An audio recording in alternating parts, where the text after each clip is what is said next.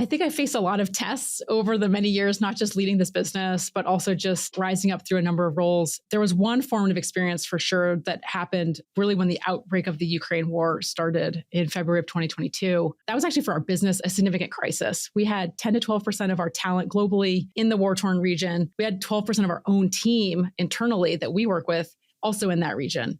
So we had internal exposure, we had customer exposure, our revenue was at risk, like all of these things. And most importantly, I was faced with the ethical question to some extent of, do we continue to operate in Russia and Belarus or not?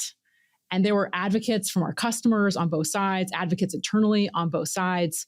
Ultimately, we were the first company in our space that made the decision to suspend operations in Russia and Belarus. And that was an agonizing decision. Through that, I think I really learned and felt that adage that it's lonely at the top, because there was no one who could tell me with any intelligence like what really needed to happen. And only I had the information and perspective to make that really tough decision for our customers who were directly impacted. You know, our platform is a lifeline for so many of them. And so turning it off in a certain market is extremely risky and goes against kind of our value system. At the same time, we knew we couldn't operate and deliver our brand value and our purpose in these markets, given sanctions and changing conditions on the ground that just made it untenable. This was a very difficult choice, but I think going through that and realizing the full responsibility that I had to our customers and making that decision with clarity early on so that they could all make their own decisions going from there and we could continue to operate effectively as a team was essential.